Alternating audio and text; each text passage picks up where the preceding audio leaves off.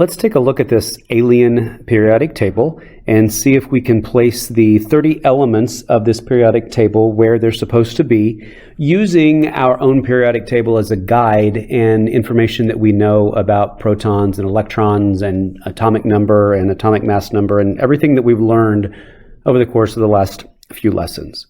So as we get started, we see that at the beginning they mentioned the noble gases, and they say the noble gases are Bomble, Wobble, Gyptum, and Logon. Remember where we find the noble gases on the periodic table.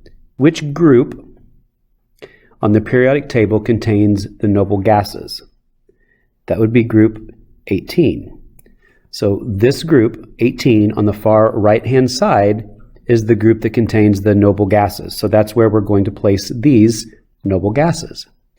It tells us that Bomble, Wobble, Gypsum, and Logon are the noble gases, and among those, Wobble has the greatest atomic mass. So if it has the greatest atomic mass, that means we would find it at the bottom of the group, because remember, the mass increases as you go down the periodic table. So Wobble is the atomic, or has the greatest atomic mass. It's the noble gas with the greatest atomic mass, so we would find Wobble here. It tells us that Bomble is the least, so we would find that at the top. And then it tells us that Logon is lighter than Gyptum. So would Logon be above or below Gyptum if it were lighter? We would find Logon above it if it is lighter. So we have Logon here and Gyptum here. So we've now placed that first group. The most reactive group of metals are Xtalt, Biu, Chau, and Quaxel. Of these metals, Chau has the lowest atomic mass. So of these, so if they're metals, they're going to be on the left. Mr. Sloan, is Mrs. Titus there? No, ma'am. Thanks. Sorry about that. So if, where was I? Of these metals, Chau has the lowest atomic mass. So if it has the lowest atomic mass, that is going to be toward the top. And it tells us that these are metals. So if they're metals, are they going to be on the left-hand or right-hand side of the periodic table? Metals are on the left-hand side of the periodic table. So if they're the most reactive group, remember that the most reactive group are those that we find in this group. So if it's in that group and it has the lowest atomic mass, then we are going to find Chau, which is CH right here.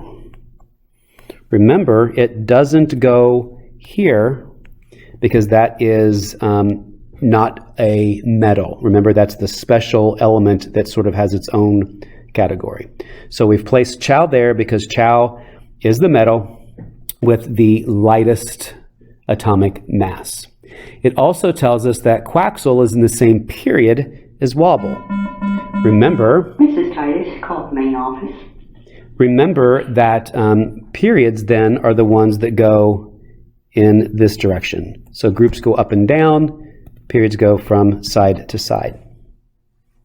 So if Quaxel is in the same period as Wobble, we find Wobble.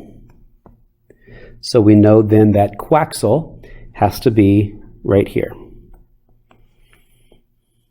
We don't know enough about Xtalt and Biu to place them yet. Moving on, Apstrum, Vulcania, and Krat are nonmetals in group 17. So we know that we're talking about group 17. Vulcania is in the same period as Quaxel and Wobble. So that means that Vulcania has to be right here. And we don't know anything about Apstrum and Krat yet, I don't believe. No, so we move on. The metalloids are Ernst, Hi-Ho, Tereblum, and cis. All right, remember how we know where the metalloids are. They separate the metals from the nonmetals, and on the periodic table, this little zigzag line represents where we find the metalloids on either side of that. So it says that cis is the metalloid with the greatest atomic mass. So if it's at the greatest atomic mass, it's going to be lower on the periodic table. So cis is going to be found right here. Ernst is the metalloid with the lowest atomic mass. So we will find Ernst here. HiHo and Tereblum are in group 14. So we find group 14, and it tells us that HiHo and Tereblum are in group 14. Tereblum has more protons than HiHo. So if it has more protons, will it be lower or higher on the periodic table? Remember that the number of atoms, or the atomic number, the number of protons, increase as you go down the periodic table. So if Tereblum has more protons, it will be lower on the periodic table. So Tereblum and HiHo.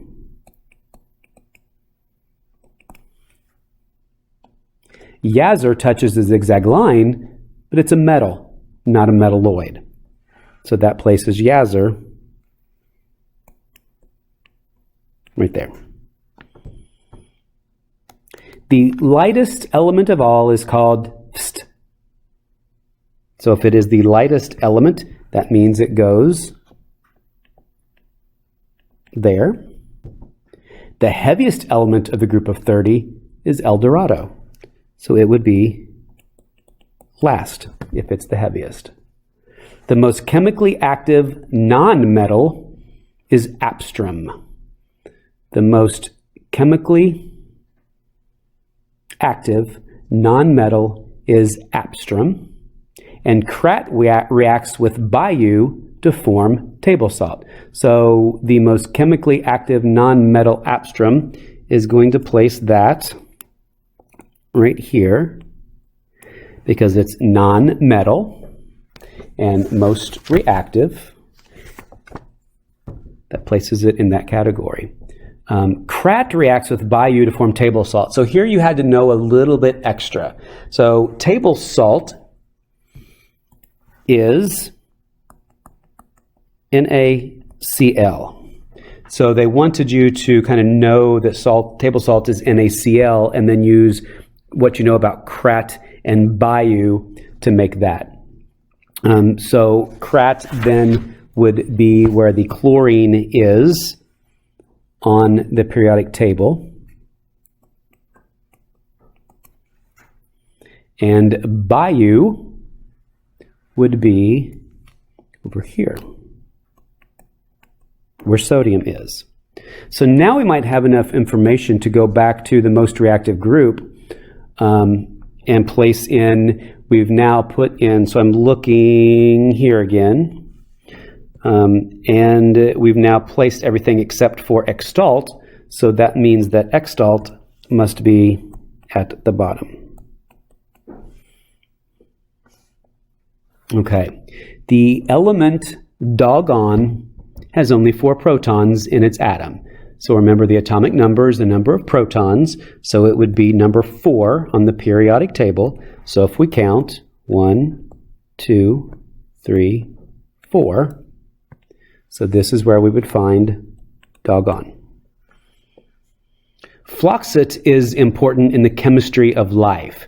They are now comparing floxit to carbon, because carbon is one of the most important things in the chemistry of life. So we're going to place floxit here. It forms compounds made of long chains of atoms. Raytrap and doadir are metals in the 4th period. So now we're talking about rows. It's the 4th one down, so the 4th period. And it tells us that they're metals, so on the left-hand side, and that Raytrap is less reactive than doadir. And remember what happens to reactivity as you go from left to right? becomes less. So that means if Rheatrap is less reactive than Doadir, Rheatrap is here, and Doadir is here. Magnificon, Goldie, and Cissis are all members of group 15. Goldie has fewer electrons than Magnificon. We already have Cissis placed in group 15. And we know that if, what it tells, Goldie has fewer electrons, remember, electrons are always the same number as protons, and protons is the atomic number. So if Goldie has fewer electrons, that means it would be at the top part of the group. So that means that we have now Goldie and Magnificon. In the next section, it says Oz, and Nutai are in group 16. Nutai is found as a diatomic molecule and has the same properties as a gas found in Earth's atmosphere. From this lesson, we talked about the gas in Earth's atmosphere that's always found as a diatomic molecule, and that is nitrogen. So we're going to place Nutai where we would find nitrogen on the periodic table, which would be here. Oz has a lower atomic number than Erp, so that means it would be higher on the periodic table. So we have Oz and Erp. The element Anatom has atoms with a total of, and this is what I changed in the directions yesterday. They say 49, and that was a misprint in the book. It should be 29 because there are only 30 elements, so we can't have a 49 electrons because that would mean its atomic number was 49. So I think they mean 29. So the element Anatom has atoms with a total of 29 electrons, which places it here. And then do we have Zapper and Pi. They're both members of group 2, which is good because we only have spaces left in group 2.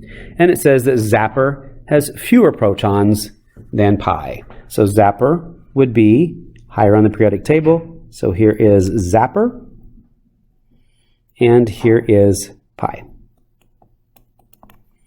So that completes the alien periodic table, and that was probably challenging, and that's good, but it got you thinking about atomic mass. It got you thinking about groups and families and periods and rows, and what happens to the atomic number as you go from left to right, what happens to reactivity as you go left to right, and so on.